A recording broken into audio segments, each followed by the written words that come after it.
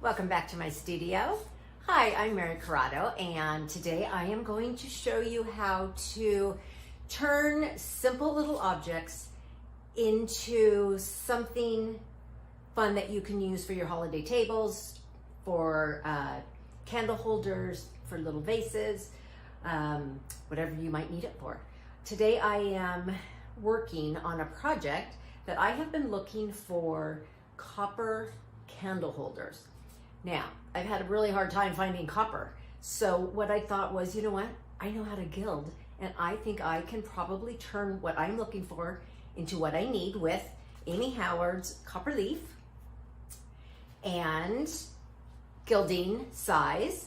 I have transferred it to a smaller container, but this is Amy Howard's gilding size. And we will also need her antiquing mirror solution. We will need all kinds of found objects. These are little boxes that I found at the dollar store that I'm going to continue to paint and then add my copper leaf to. And we will also need a mister and some one-step paint. I like to use a one-step for the base on pieces because, first of all, it gives it a really nice base coat to have everything stick to, but it also, if you wear away a little bit of the copper leaf, you've got a really pretty color underneath that just blends right in with the leaf. Start with your base coat and we'll move on from there. Let me show you what I'm talking about. Now I have, like I said, this is what our end goal is, but what I started with are some little lidded containers from the dollar store. These are paper cardboard. I've already painted the outside brown with the Amy Howard's One Step Windsor, but because the top didn't finish off really nicely, I added another layer of kind of a thick paper that I am going to repaint so that when we add the copper leaf, it has the best surface to go over. So let's get this open.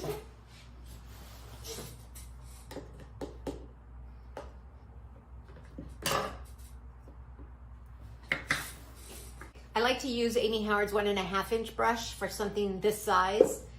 So we just are going to dip it into our paint. You can always transfer this to a cup if you prefer. It keeps the paint cleaner if you transfer it, but I usually just go straight from the container. But go ahead and just add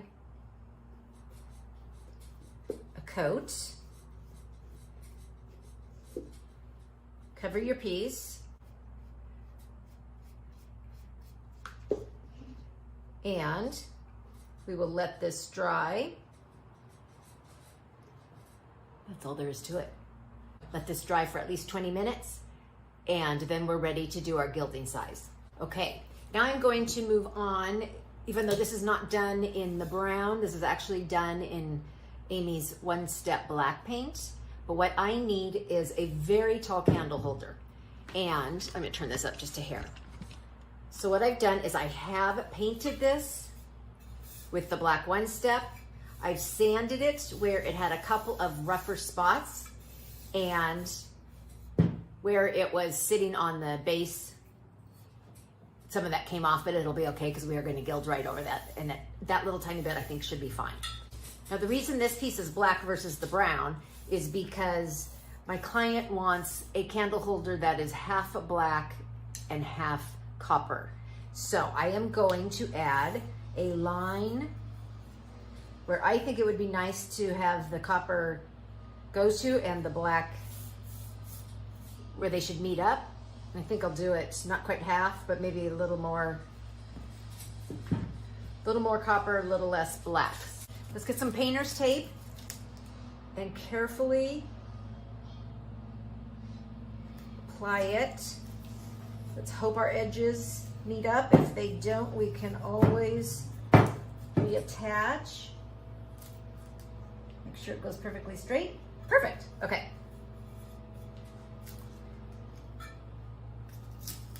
So this will be our border. This part down will be black. This part up will be copper. So we are going to be gilding this section. And this is the base that our candle will sit on. So basically, it's been turned upside down, and now this will become a candle stand. Okay, so let's get started with our gilding size. Now this is just a white glue-like substance that we want to put on anywhere we want our size. And the beauty of this, it goes on white. You can see where it is. And as it dries, it stays shiny. So you will always see where it is. Now, if you're getting little hairs or anything like that, just take them out as you see them. I'm using an artist brush that has a pretty fine sable tip, but yet a large enough tip that it kind of covers well. Just want to get out any imperfection. And I'm not going to go all the way around at once because you have about 45 minutes to work with this, but sometimes I think it's a little easier to work in sections. That way you can control it a little bit better. Let's just get any little, the copper size is real copper, fine sheet of copper, and it is so fine that if you have a hair, if you have a little piece of anything in your sizing, it will show up underneath. So do as best you can to make this really, really smooth. You don't want a lot of brush strokes with the one step. So just do your best to get this as smooth and perfect as possible. So before it dries, go ahead and get all that out and just brush right over it. This should give us a nice clean line with the tape in its place. So as you can see, I've done a little more than half a round. We want this to come to tack, so we need to wait until when you touch it with your ring finger, it pulls the skin of the ring finger. Because clearly it's still white, it is not dry enough. And if you add your copper leaf before any of the sizing has dried, it will never dry and it will eventually just not stay where you want it. It won't work. Be very careful to make sure that everything has dried. Do not rush in the process and all that good stuff. Okay, let's continue to let this dry. This too, you don't even have to use tape. If you wanted more of a free-form finish on the end, if you wanted to end in kind of brush strokes, or if you wanted it to have a pattern, you could actually work with a stencil, and you could take your gilding size and you could paint where the stencil part is, and then your gold leaf will go right over that, and you could have a gorgeous design right on here. Or you could do stripes, or you could do dots, you can do whatever you're looking to do. Okay, this is looking better. Let me test it with my finger. It's shiny. I don't see any major wet areas. It's looking good. Okay. Now, I'm going to stand this up. Here is Amy Howard's copper leaf. This leaf, they come in books, and you get about 25 pages. Let me just show you how to use it. You just peel back the page. This is incredibly thin. Peel back the page, fold it so that you still have a way to hang on to the end of it. You're not taking it fully back so that the sheet is loose. So hold it down at the end like this, and I think I am going to do it this way. And all you do is press, burnish it on, and pull away. We will come back and burnish, but let's get another sheet here.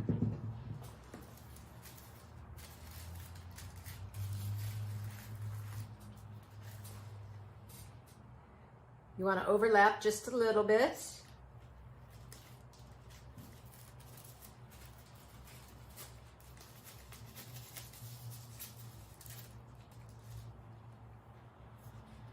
Take a piece of our paper and let's burnish this down. I'm going to stick my arm in here.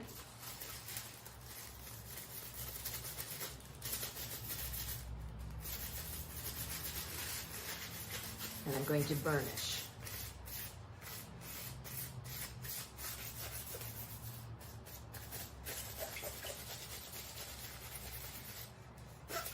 Now when you have areas like this or like this, all you have to do is take a little of the loose and add it to the area. Can you see? Make sure you can see.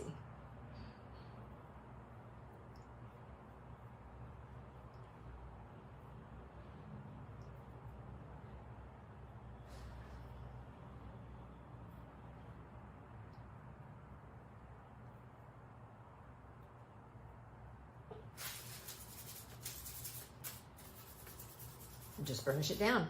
It'll fill it in.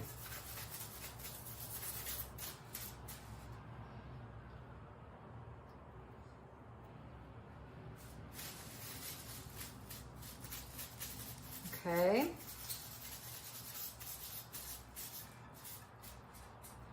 Okay, from here, I'm going to continue and finish up this whole area. I will do the top and I will show you how we go from here.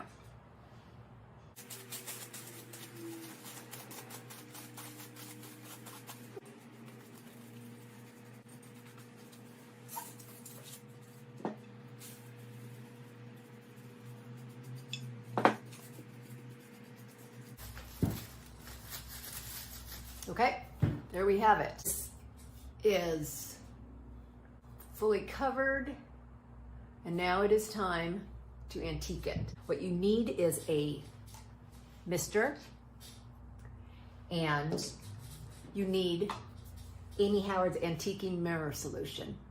And what we are going to do is give this a good shake. And in my mister bottle, I've already added some water. I want to do a 50-50 ratio on this. You could do stronger if you want it darker. You can do lighter if you want it lighter. But this will antique it to finish really about that much. Can you see that well? So that's a pretty good, it's antiqued without just being dark. You can still tell it's copper. Okay, so let me just see how much I have in here.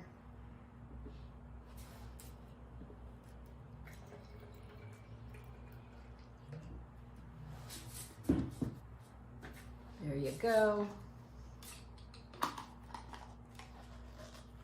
This is what it looks like. I'm going to give it a good shake. And let's spray it on. So I'm going to get, it's not going to hurt the paint down here, but I just like to cover it just in case. So now just start misting.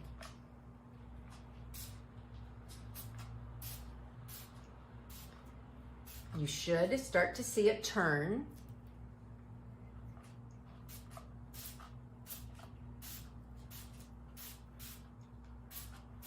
Right away.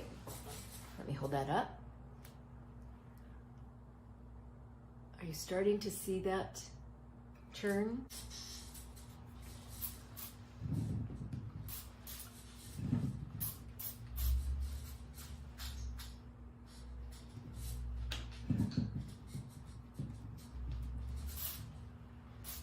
you spray it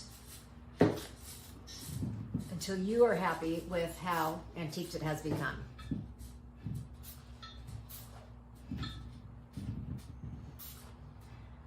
Now if you want to back off a bit and not get any runs on it, just be a little lighter hand on the mist. Is that showing up well enough?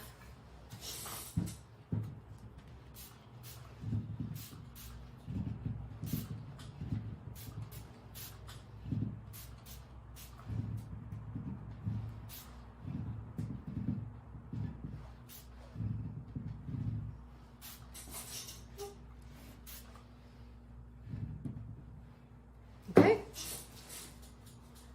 it's looking good. Gonna let this dry.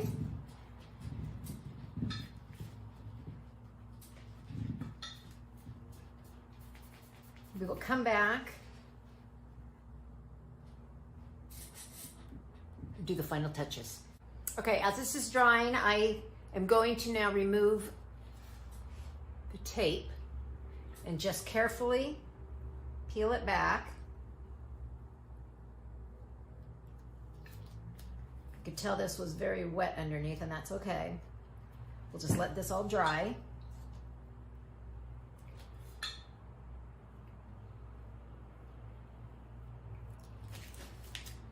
There we have a beautiful line. I'm gonna let this dry before so I don't disrupt that line in any way. But now we've got this gorgeous piece that is half and half, which is fabulous. Okay, once this is completely dry, we can go back with some light wax and some dark wax to seal it, and it will also give a really beautiful sheen to the base of the one-step paint. Okay, for the sake of time, I am going to show you on this small piece how to wax it with light wax and dark wax, and that will seal the copper and protect it. Will also give you a really lovely soft sheen if you want that. You don't have to buff it if you don't want to, but it does, personally, I kind of like a little bit of sheen since it is a metal, and it just looks really beautiful. So I'm gonna turn the camera down. I'm gonna show you the finishing stage. My tall vase, I just want it to dry a little bit longer. So for the sake of the video, just going to show you, you use your light antiquing wax. Sorry about that. Always have your own light antiquing wax brush. You're then going to highlight very lightly with your dark antiquing wax. And this is a very small, this will just do a little tiny bit maybe around edges, just to give it a little slight more age. Okay, so you dip your brush into your light antiquing wax, into the puck. Always offload onto some cardboard. You don't want your brush to be gloppy or overfilled. And this brush already has a lot of wax in it, so I'm not going to apply too much, but what you do is you just go over your piece. Just apply it everywhere. Just an easy, light strokes. You can feel it once it's on there.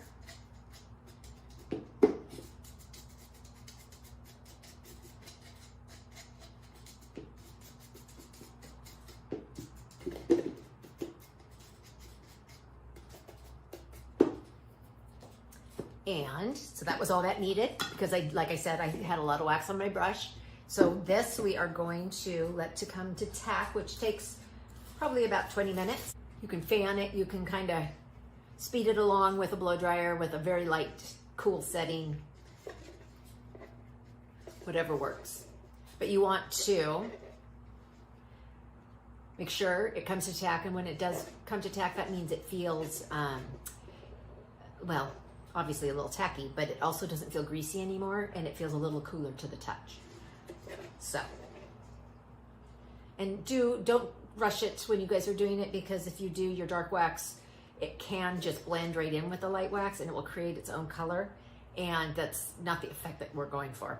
You always want it to be more of a light wax with accent of dark wax, not just a mid-brown everywhere.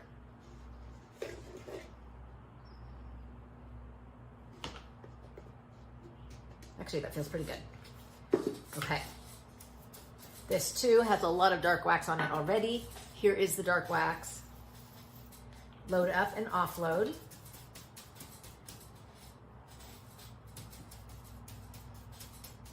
And this is for adding a little bit of maybe dimension, a little bit of darker wear, maybe on the edges. This is not going to be like something that you see everywhere. It's going to be a very subtle, but it will make a difference. But yes, it's going to be very subtle. Maybe you can see on those edges how it's just gotten a little bit darker, a little darker on the bottom.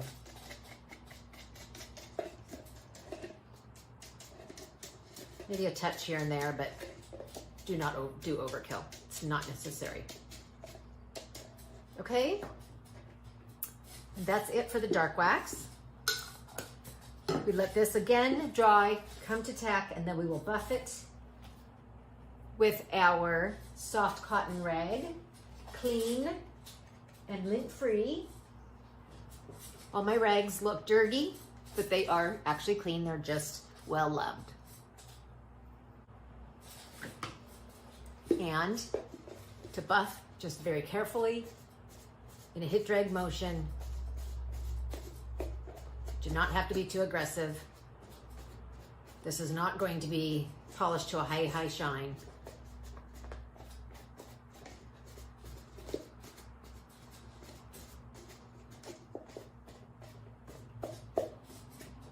But there you have it. That is real copper that has actually been aged very, very authentically. It's so, so beautiful. And I'm going to show you again my larger piece that, and you see how it can age in different spots in different ways, the way you use your mister. And then once this gets its wax, this will have a very soft shine, and this will look like this. This obviously is a darker example, but so this just shows the different ways how you can age. So, ready for a candle. It's going to look beautiful with some greenery and just getting ready for the holidays. And I hope this spurs ideas on things that you can use and create. Create a cool vase out of something like this that you find at the hobby store. You can create gift boxes, candle holders. You can do whatever you want. You can do these on plates, on furniture, on just about anything. So thanks again for watching. I hope you enjoyed it, and we will see you next time. Thank you so much. Bye-bye.